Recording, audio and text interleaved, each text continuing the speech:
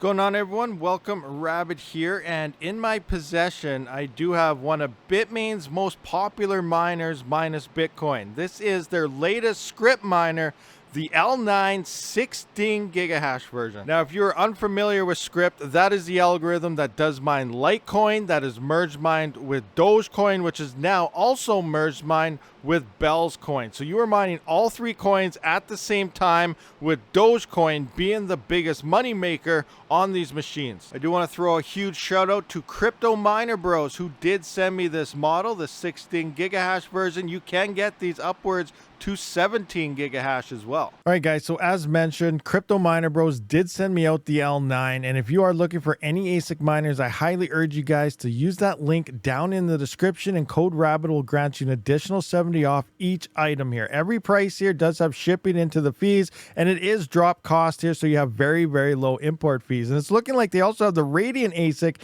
is back in stock again when this was previously sold out. They are very hard to find right now, and right now you can get them, but it is looking like miner prices is starting to climb. And here we can see the Antminer L9 Dogecoin miner. Here is the 17 gigahash version at 12,699. I got the 16 gigahash, it's 11,007. And then you can wait till the November batch, which is down to a little over 9,000, or the January batch, which is 7,200. Keep in mind, the longer you're extended, it may get cheaper, but once altcoin season really starts to come, you're going to miss out on these prices, because in the future, we're probably going to see this thing going for $20,000 to $40,000, especially when Dogecoin things start pumping. So be careful. It's really up in the air if you should wait too long, because if you do, you're going to miss out on these cheaper prices. If you're looking for ASIC miners, not financial advice, do your own thing. All right, let's get this box open because I am excited. And there we go. We are open. So let's take a look at this, and okay, this is pretty awesome. So I was unaware that it came with the power cable. I've been looking around trying to find power cable, so I was ready before this came, but it does look like it came with it. So this is a P13 plug. Bitmain is using this in all their new miners here. And as you can see, here's the one I already ordered, which is right here. So this guy right here, if we can get a focus, there's the plug. So Canaan is using P13 as well on their latest Bitcoin miners, but they're different. This is an Antminer plug, which you can see has the clips on the side like so. The Canaan ones don't have that. And it does sound like if you try to modify these to fit a Canaan, these will not work and you could wreck some. So I'm still trying to find out where to get the cables for the Canaan. If you know, let me know in the comment section. But yeah, this is the P13 plug, and pretty sweet here. They can support quite a bit more power, because I guess, you know, eventually we're going to be having super high power miners. All right, guys, so here we have the Antminer L9. So down here is where we can see that P13 plug right there coming into the power supply with 3 fans. And this is looking like your typical 120 millimeter, probably 6,000 plus RPM fans. So they're going to be pretty darn loud. Now, there is a silencing kit available from Fruits for this. I do have one on the way, so in a future video we will be silencing this, because that's another major thing for home miners, as you can make these things dead quiet. But right now it is going to be loud. We'll be checking out those decibel ranges fairly soon. All right, so for the setup process, I do want to turn it around so the hot air will exhaust out the back, and then push it towards my exhaust fan back there. And I want it on the bottom shelf so it'll suck in the coldest air possible. But first, I want to go through this P13 power cable so you guys know how to use it. All right, guys, if you look at the plug, you're going to notice some things. Obviously, a green, red, black, and white type of Anderson plug there. Now, the major thing here is look at the tab. So you can see there's a little cutout right here in the top and one on the same side on the left. There's 2 little slots where the plug has to go in. And if you look on the plug, you will see those same slots that go in there. So right here and on the other side, right up top. So these sides have to go in there. And you can see green on top, and there you can see green on top. So it's gonna go in this way, matching up all the colors with those plugs there. If you try putting it in this way or something, it won't fit. So there is only one way you can get it in, but again, be careful, you don't want to mess this up. And then once it is plugged in correctly, you will see these tabs right here. They do lock around the sides here, so everything is good, locked in, preventing it from pulling back. Now remember, over years or something, things dry out and this could slowly back off. These tabs could break. Be very careful. Always make sure your plugs are good. Unplug it, make sure it's in tight and stuff like that. But that's long term. Right now we should be good for quite some time. But basic maintenance is always make sure your connections do stay tight. All right, so I do have the power plugged in. I did plug in our cable for our internet here. All I got to do now is finish plugging it in. But first, you can see on this circuit here, all I have going is 958 watts. So once I do have this running, I'm going to unplug those few CPU mining rigs I have there. That way 100% of it will be on this machine, and then we can see exactly how much power it is pulling at the wall while it is mining. And before I do turn this on, I just want to see what kind of ambient levels we do have so we can kind of measure how loud this machine is. So I'm going to be quiet for a second.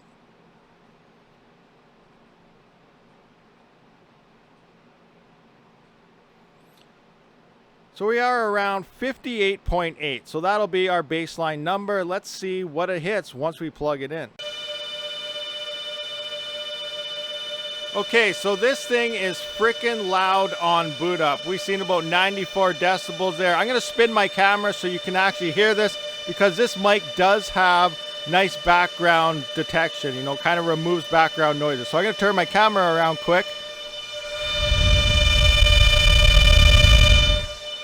So I'm not sure if you guys heard that, but yeah, it is a pretty loud miner, but don't worry, in the future, we will be showing you how to silence it so you can ignore that as a home miner. But right now, yes, this is loud. I'm assuming it is faster than 6,000 RPM. This might be 8 to 10,000 RPM, but I'm not 100% sure because I cannot find that info on Bitmains' website. All right, so I did shut off the 7 CPU mining rigs that are hanging out right here, and looking at the wall, we can see we are using on the L9 about 3,298 watts. So 3,300 watts is what I would average this out to be. So a little less than the 3360 it is saying. All right, guys, so for this setup process, I am going to be utilizing ViaBTC. So why did I choose ViaBTC for my pool of choice for Scrypt mining? Well, it's easy. It comes down to they are the sponsor of today's video, but they have a lot of cool features within their pool that most don't really have. So here we can see Litecoin and every coin that they do support here. You can also auto swap that on your own to either USDT or BTC. You can also have free withdrawals straight to the CoinEx exchange because they pretty much own each other. So they're all linked together, and this makes, you know, your mining versatility really, really large. On top of some cool features here, we can see that they are actually the top pool when it does come to Litecoin, Dogecoin, and of course now Bellscoin, because they are all merge mined together. Now, how does merge mining work? So it pretty much uses this thing called Octa.Space, and what this does is done at the pool level, and it's splitting up your hash rate. You're getting full hash rate on all the other chains as well. So if you're a GPU miner, you might have been, you know, heard of dual mining. That's where you're pointing your core side of your GPU at a core based coin, the memory side at a memory side coin. You're losing hash rate on both sides there, and you're also increasing your power. When merge mining on these miners here through ViaBTC, you're actually mining Litecoin, Dogecoin, and Bellscoin all at the exact same time, no extra power, and you're getting full hash rate on all 3 coins. So this Bell's being added into the merge mining mix just adds a little more profitability to your bags, and it has a huge chance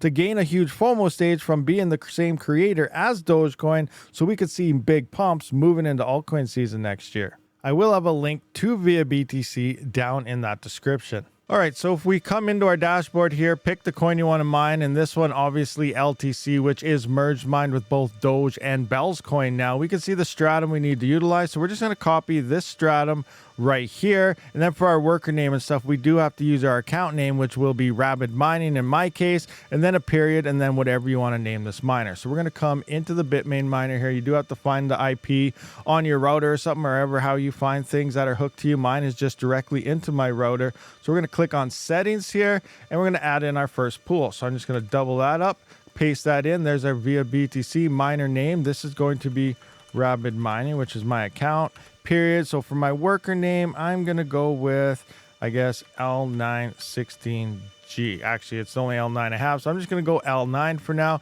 Password is optional. I'm just going to leave that blank, and I'm going to hit that save button.